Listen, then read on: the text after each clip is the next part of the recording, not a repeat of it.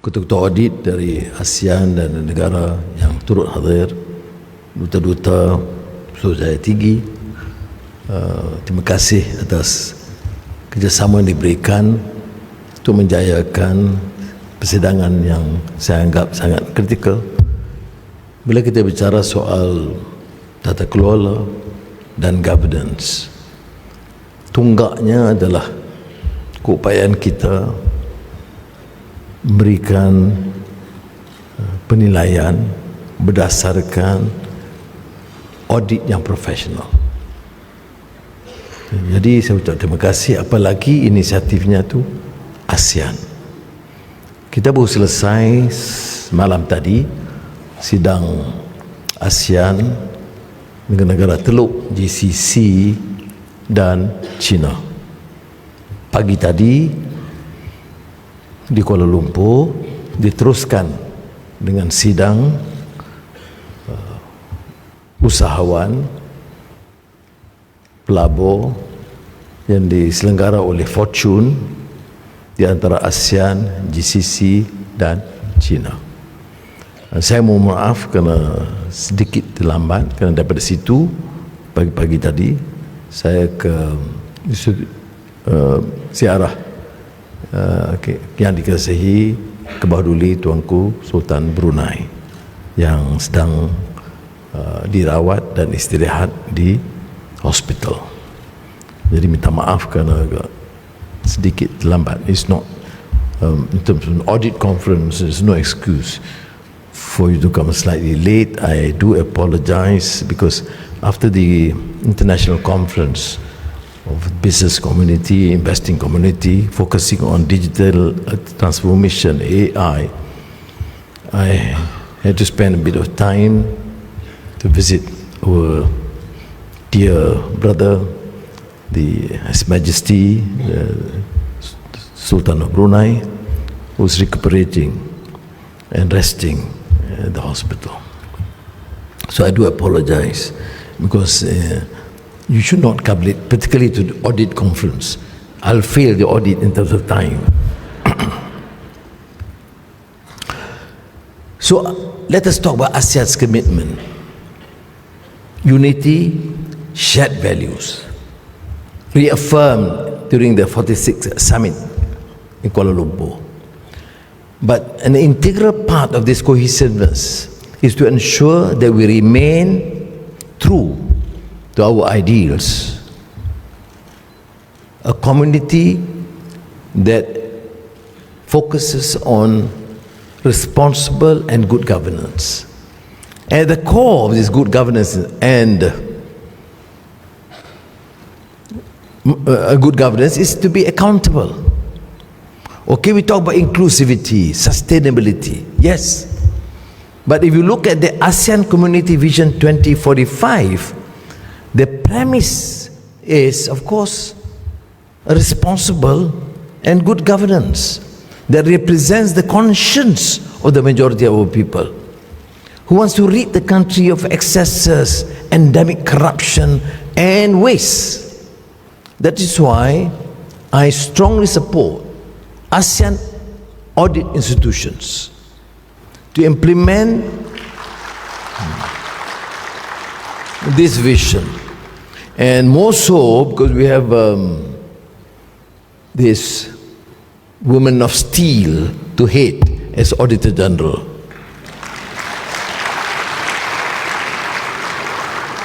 Extremely tough and unpopular. It doesn't matter because she's not contesting in the elections. Oh, at least for now, I don't know about the future. But the four strategic pillars, fostering good governance, transparency and accountability.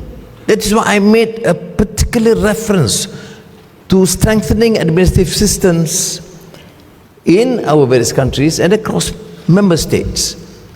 Yeah. So it's still governance as the prime strategic pillar. Then only you talk about improving audit quality and financing reporting compliance. Because through this you can propel economic integration, through reliable financial data for investors and stakeholders. People say, well, only through good governance, good auditing, you will attract investments. That's, to me, critical but not pivotal. It is your responsibility as a person, particularly if you're given a task, to be accountable, to be true, to preserve your own dignity, to do an honest job. Is easier said than done, because now in government I realize it's not necessarily easy, but it can be grossly unpopular.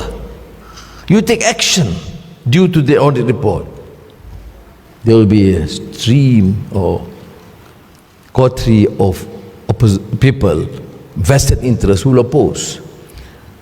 You say you must have a transparent tender process. You of course antagonize those who have been familiar to the old ways. You say rid the country of corruption, or act against those who have amassed and squandered billions of the country. Hardly much support. So thank you, Wan Suraya and your team, because you give enough data and evidence to support efforts to improve governance in this country.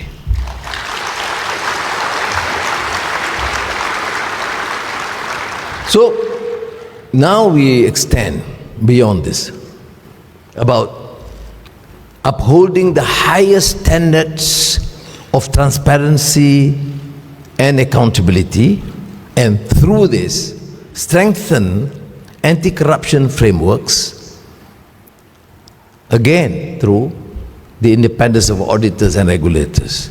Now, auditors in the past, including the big audit firms, are not entirely free from being the target due to excesses. You know that here in this country, and of course, if you look at the more developed industrialized economies, there has been complicity at times. If you look at, for example, the story of the 1MDB scandal, complicity of the big audit firms. So it's not a matter of hectoring by them or lecture. We have it enough. So we have to prepare to face the challenges in our country and in our region. That is why, to my mind, it's a particularly important endeavor that audit institutions to be empowered to operate independently and to follow the trail of accountability wherever it leads. Now, having said that, I'm telling you as Prime Minister, it's not easy. Particularly we have a tough DG like this. But she's doing her job. That is why I've mentioned this to my cabinet colleagues. Even I don't determine what should be the results of the priority. They briefed me, of course, recently, last 2 weeks or so, about the report, but brief not for me to go and interfere and change the report. I said, brief me just before I present the report to the cabinet to be presented to the parliament for an open public debate. That is what we mean by good governance and transparency. Now, and this ultimately will strengthen governance and integrity, and will be reflected in sustained improvement, again, to the corruption perception index. So let me give you this encouragement. You want to see the future of ASEAN, is this cohesiveness. This is trust. This is bond that would want to showcase the region, the most peaceful region in the world right now, and the fastest growing economy in the world. It's 650 million people. But to showcase, not because of numbers, not because of our economic strength, that because we represent a region that's peaceful and that honors good principles of good governance and accountability. And I'm extremely pleased when, through our consensus, we agreed with this Vision 2045. And this is what we mean, and I believe Auditor Generals of ASEAN should grasp, digest this report, and see the thinking of our policymakers. Our duty is, of course, to give you first political stability, which is a precondition, but then clarity of policies. And we see this working among the ASEAN.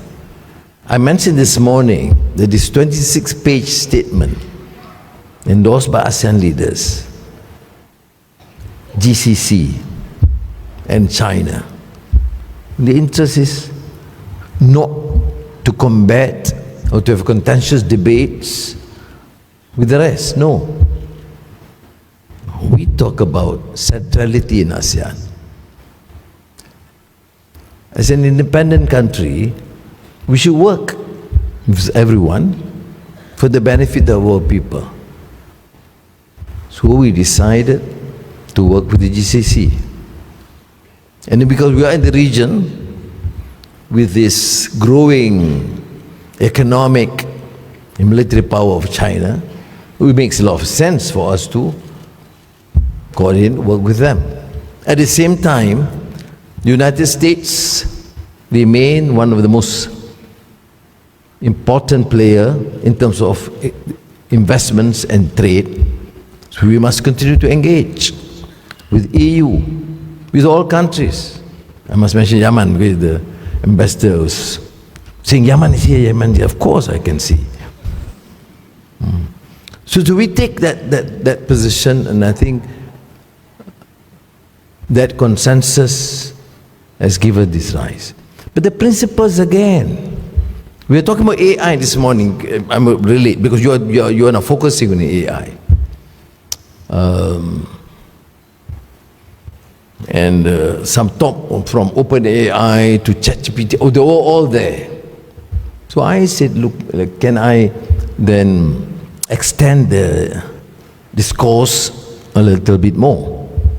Because I think in audit, in governance, in customs and immigration, we're now exploring into AI, including police, to be able to monitor effectively. And they would help in terms of accountability and audit. Now, but don't ever forget, why do you want to have a good auditing system? And now we're through AI. Why do you want to talk about governance? Why do you want to resolve the problem of abject poverty? And to address the issue of inequality? Because we want to protect human dignity. Because we have values. Now, why do you want to have a good auditing system? Because we want to avoid excesses and abuses and corruption. Why? Because we want to protect the honor and dignity of every man and woman. Essentially that, which means the issue of faith, of values. So when you talk about AI, don't ever ignore the importance of values, of faith, of moral and ethical precepts. And I believe among the auditors, among the staff and the people you train, must always instill this. It's not only a matter of sound public finances, but also to uphold values. which will serve yourself, family, country, region.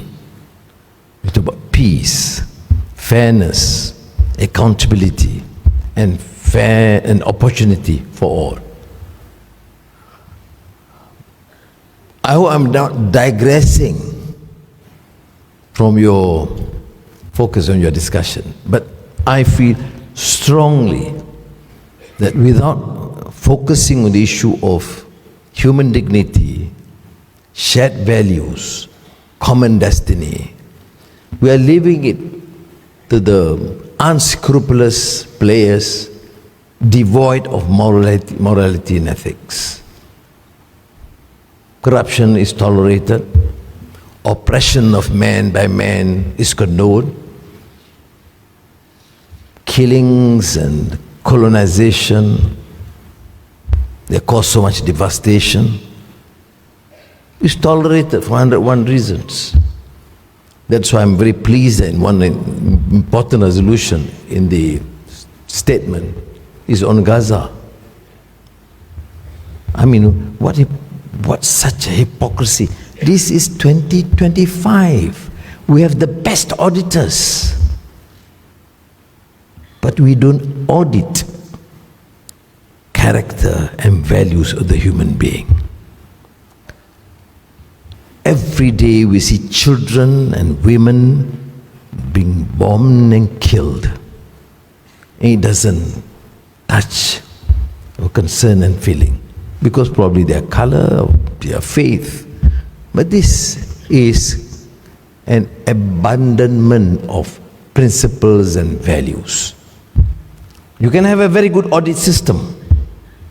That's why I have stressed, even for auditors, accountants, regulators, private sector leaders must reaffirm this essential truth, that good and accountable governance based on values and human dignity must be the foundation of a sustainable and equitable development. So, thank you, Anwar. Thank you, the team. Thank you for the guests and speakers that have given all the support for this conference. And may you continue to lead.